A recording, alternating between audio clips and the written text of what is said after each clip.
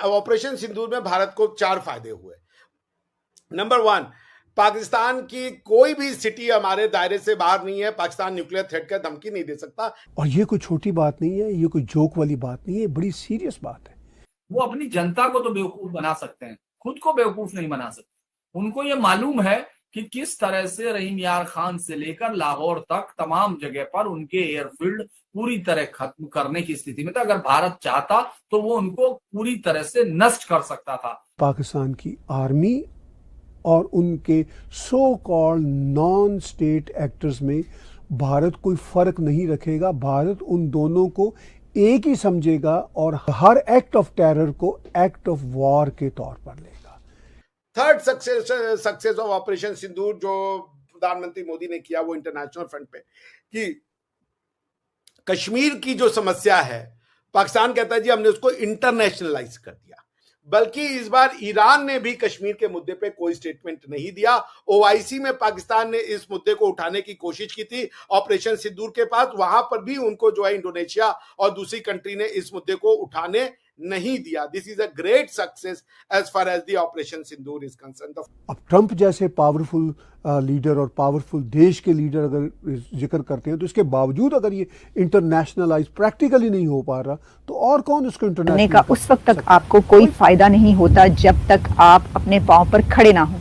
और अगर आप अपने पांव पर नहीं खड़े हुए और आप अभी तक जो हैं कहाँ हैं, आप हैं एटमी उसके पास, IMF के पास, तो फिर एटमी 5 धमाके कर लें, आप 10 धमाके भी कर लेते, मैं कहती हूँ आप 100 धमाके भी एटमी धमाके कर लेते, लेकिन आपको आगे तरक्की करना चाहिए थी, आपको अपनी इकोनॉमी को स्टेबल करना चाहिए था, लेकिन उससे उलट हुआ। उसी के पैरेलल जब हम देखते हैं तो हमें नजर आता है कि जो इंडिया है, इंडिया ने जब एटमी धमाके किए तो उसके बाद ऐसा नहीं हुआ कि वो भी पाकिस्तान की तरह पीछे चला जाए। देखिए, भारत तो चौथी इकोनॉमी बन गया, दुनिया की चौथी बड़ी इकोनॉमी इंडिया बन चुका है। इंडिया दुनिया की 4th लार्जेस्ट इकोनॉमी बन गया है, एटमी पावर तो वो भी है। एटमी पावर बनने की वजह से अगर आप जवाल का शिकार होते हैं या आप नीचे की तरफ जाते हैं, तो फिर तो इंडिया को भी नीचे की तरफ जाना चाहिए था, उसको भी इतनी तरक्की नहीं करनी चाहिए थी। लेकिन हमने ये देखा कि उसने एटमी धमाके किए और उसके बाद वो एक बड़ी ताकत इकोनॉमी की भी बन गया। असल में तो जैसे मैंने कल भी कहा था कि इन रियलिटी जो रियल प्रोग्रेस होती है वो तो इकोनॉमी की होती है। आप जितने भी सेलिब्रेशन कर लें, जो भी कर लें, जो अवाम हैं वो कैसे मईशत की चक्की में पिस रहे हैं उसको तो नहीं भुलाया जा सकता। 2-3 तकरीरें भारत के वजीर आजम ने, नरेंद्र मोदी साहब ने ऐसी की हैं कि जिन्होंने, मतलब वो जो कहते हैं ना उखाड़ लेंगे पछाड़ लेंगे और ये कर देंगे, उन्होंने हिला कर रख दिया। मोदी की इन तकरीरों ने हिला कर रख दिया।